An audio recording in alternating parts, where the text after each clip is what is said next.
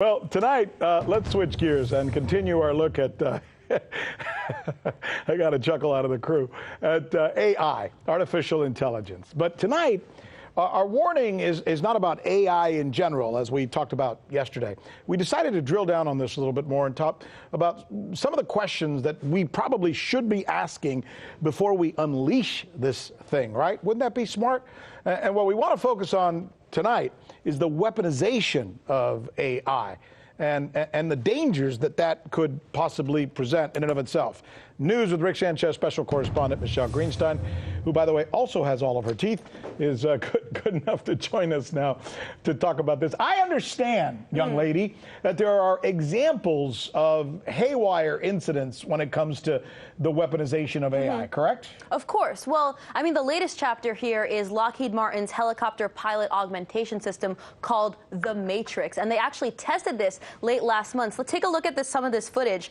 We tested this on a helicopter late last month. It was the first time that Lockheed Martin tested autonomous helicopter flight. Now, this technology comes from a DARPA program called ALIAS, which stands for Aircrew Labor in Cockpit Automation System. And Lockheed Martin's Blackhawk helicopter has been chosen as the platform for the first time they're going to integrate ALIAS. Now, the DARPA program manager for ALIAS says that he wants to balance autonomy with human action. So the goal is not to replace humans, but to give the human inside the helicopter sort of a computerized co-pilot. Take a listen to what some of the other people involved in the application of this program have to say. The Army referred to this as a mission adaptive autonomy. So it's there when the pilot needs the aircraft to fly itself, keep it free of obstacles so the pilot can focus on more of a mission commander type role.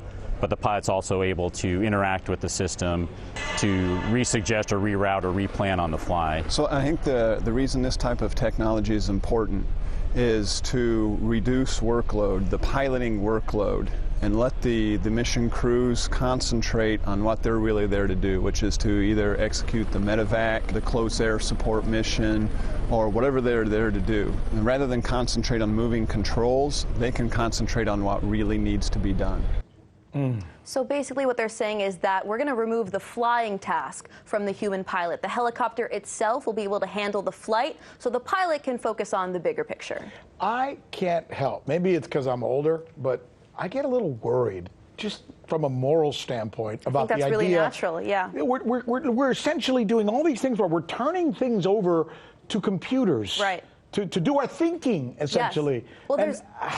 Well, there's definitely an AI arms race at play right now. This is obviously something the DoD wants. They want that significant advantage, and this is a competitive advantage that all nations want, right? We see the DoD increasing education funding to support the DoD's AI initiatives. The DoD released this AI strategy a few months ago in February, and I was reading it earlier today, and you're hearing all these great things, speed, agility, efficiency, but like you're starting to allude to, there are, of course, consequences. Like, this is the way I like to think about it. So we used to have maybe more of a robust anti-war movement in this country than we do now. You could say that it really hit its peak back when everybody had to serve. In other words, if there's a war coming, anybody can go, whether you're black, short, no matter your age, no matter your income, right? Precisely. We had a draft. Both rich and poor, everyone had to pay the price for war. Now, not everyone has to pay the price, so you could say there's less of an anti-war movement. That's definitely one factor, this quote-unquote volunteer army, which is, you could say it's economic coercion. But then with things like drones, there's even less of stakes for people on the ground, and now we have things like AI drones that have already been introduced by the Pentagon. So the stakes are just becoming lower and lower for the average U.S. citizen. This is brilliant. What you're saying is, if you ain't got a dog in the hunt,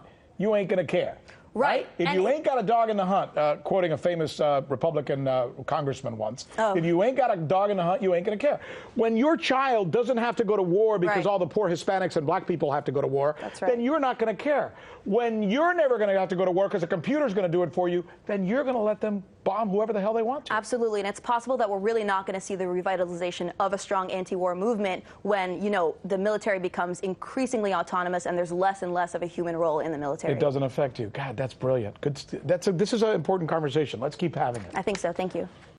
I'm Rick Sanchez. You found us on YouTube, and that's awesome. But you know what? I'm also live every night at 7 and 8 p.m. Eastern on DirecTV and Dish and cable and satellite, the RT app, and Pluto TV. I'll see you there.